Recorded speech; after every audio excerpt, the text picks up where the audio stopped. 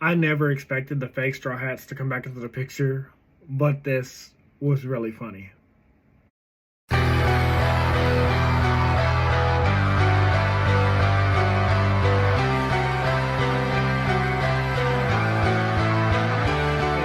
Welcome back to Everything Anime Podcast. I'm your host Shinry, here with Everything Anime Podcast, talk about everything from anime, manga, video games, TV shows, and whatever relevant topic we're talking about. Today's video is on One Piece. I think it's chapter 114. Don't quote me because I could be wrong, but I'm getting a lot of Atlantis vibes, especially based off what we know, especially based off it being like an advanced civilization. But let's get there all in order. So when the chapter opens up, we follow the fake Straw Hats, you know, like the fat one that played Luffy in the 2-year time skip, where like the world government thought he was Luffy for a second. Oh no, not the world government, but like all these pirates thought he was Luffy. He's now cosplaying Captain Kidd because he's like, Captain Kidd is the strongest pirate. Luffy, you know, Luffy beat my ass, and Luffy fucking, you know, knocked my lights out with Conqueror's Hockey, and he was like the one the world government was afraid of, and all these people want to follow. No, he's not the greatest pirate anymore. It's Kidd, and I'm wondering if it's because Kidd helped take down Kaido / Big Mom, or if it's because Kidd got taken down by Shanks, and that's why he like maybe sees like Kidd as worthy as being like the captain. And I was curious about like seeing the rest of his crew. Like I wanted to see who would be who on Kidd's crew, but I also know from Kidd's crew is like obviously Killer and Captain Kidd himself. So I'm curious like who would have been Killer in his crew. I would have loved to see it. That's all I'm saying. I'd love to see it. So yeah, great callback. Never expected to see that guy again. Never in a million years expected to see him again. But that's One Piece. All these characters that you think aren't important or like their story is finished, they always come back. And we see like various characters as well throughout like this chapter. This chapter. So next, Vegapunk goes on to say that Joy Boy was the first enemy of the world government. This isn't really news to us because, well, I mean, it sort of is because Joy Boy was also the first pirate. And so him being the first enemy of the world government kind of makes sense because the world government hates pirates. So obviously, like Joy Boy beginning the real pirate era, not Goldie Roger. Well, Goldie Roger started his own pirate era, but Joy Boy starting the era of pirates, period, kind of makes that make sense. Now, we also know from previous arcs of One Piece that the world government is formed up of 20 kings that came together and formed the world government in total. What we didn't know is that was called the Alliance back then. And hearing the word the Alliance pisses the Five Elders off. They are now going crazy. They're destroying everything. They're like, forget, you know, the mother's son. Like, we're taking down this whole fucking island. We are stopping this transmission. So I'm wondering, I mean, we know that the world government is made up of 20 kings, but is the Alliance, like, is that like some kind of like, did they come together specifically to take down Joy Boy? Is that why they want to destroy him? Is that why they want to like destroy Vegapunk's transmission? Was the Alliance, was the world government formed just to take down Joy Boy in this ancient civilization? Very curious. That's a good speculation. We also learned in Joy Boy's time that it was an advanced civilization that even Vegapunk in this day and age, Vegapunk, the smartest man in the world, cannot replicate. So again, I'm getting the lost city of Atlantis because they talk about how the world sank under the sea, or the world is sinking under the sea, and an advanced civilization that hasn't been mimicked. Now, we don't know if Atlantis actually exists in our world. We know it's like rumored, it's a story, it's a fable, but Atlantis has been rumored to be like an advanced civilization that's never been seen before, like way beyond our capabilities.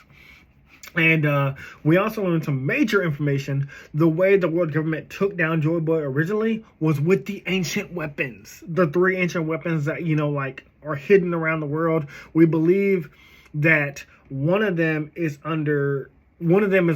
possibly with the Straw Hats because Frankie had the blueprints to Pluton. We know that one of them is Princess Shiryoshi. She can control the what are they called? The sea beast, like the massive sea beast. Shiryoshi is a weapon. We think Dragon has a weapon. So Shiryoshi is the weapon of the sea. We believe Dragon has a weapon of the sky, and maybe like Luffy has a weapon of the land or something, or Pluton could have been a weapon of land. But also a weapon is specifically under Wano.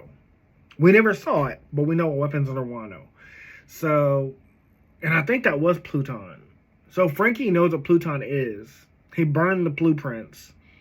And Pluton is under Wano. And Shirahoshi is a weapon as well.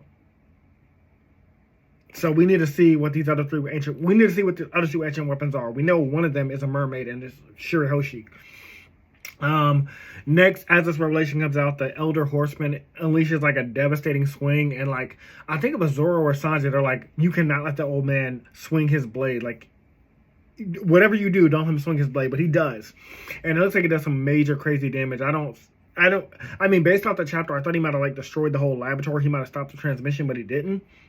But we also get a flashback that Zoro's former teacher is alive and he's teaching new students. It's just a random flashback. I mean, it's not a random flashback. It's a random panel in the bottom, but it just goes to show you Oda has not forgot about any character he ever wrote. That is what makes it like such a great story. Like every character in One Piece, every character that's ever existed always comes back, and that's really, really fucking cool. And then we find out that this lost city, the city from the Void Century, the city that sank under the sea 900 years ago, is directly under us. And it's rising up because the sea level is rising. I was like, what the fuck is this? Like, these are the major revelations we want to learn about. So, speculation are, what are the other two ancient weapons that defeated Joy Boy? You know, are we going to see, is this city going to rise up and we're going to see this ancient civilization? Like, I need to know more. We know Joy Boy is from that time. We know that the world government now, the world government that was formed, the 20 kings were called the Alliance. Like, oh, give me more, give me more, give me more. But yeah, I'm wondering if Oda's taking inspiration from like Atlantis specifically, like the city of Atlantis. But I don't know where this is going. I cannot speculate, but we're finally learning about the Void Century, and I figured we would because we are in the final saga. Oda announced this like last year. So yeah, everything's about to start coming to revelation. And maybe when that giant robot shows up, the one that's from the Void Century that's coming, that's reacting to Joy Boy, maybe when it shows up, we'll get like a flashback. Like maybe we'll be drawn back into that time and see like Joy Boy in his natural habitat, in his natural city. I don't know. Something like that would blow my mind. Anyways, that's all for this video. Very short review, very short chapter. Speculation again is that I want to see these other two ancient weapons. Like maybe, I mean, we still have to even learn about what happened with the rocks and Gorp and how Gorp became the hero of the Marines, how Gorp and Roger teamed up. We haven't even seen Rocks, what Rocks looks like. So there's still that revelation. There's still Blackbeard. What's his legacy? Is he a Cerberus, like I said? Fight Nakainu, Kobe becoming a Marine Admiral or Fleet Marine Admiral. So many things. This is what makes One Piece amazing. This is what makes such an incredible story. Anyways, that's all for this video. See you guys in the next one. Can't wait to talk about it. Talk to you later. Bye. Hey guys, this video was sponsored by me, the author of the Shinry series, the Chronicles of Wayne, and Monsterverse. So I figured I'd do this outro a little bit different by showing you guys what you guys will be checking out. So, the Shinry series starts with Book 1, Shobu Samurai Project Aryoku. 10 years after the death of his parents, Shobu Samurai returns home seeking vengeance, but instead faces a choice to save his home from shadow creatures, blood beasts, and an organization once thought dead. Shinry's Shobu Samurai starts at $9.99. And if you love anime, manga, Naruto, One Piece, Bleach, Yu Yu Hakusho, Fairy Tail, Shaman King, Rave Master, Zatch Bell, anything like that, the Shinry series is definitely the series for you. You'll definitely want to check it out.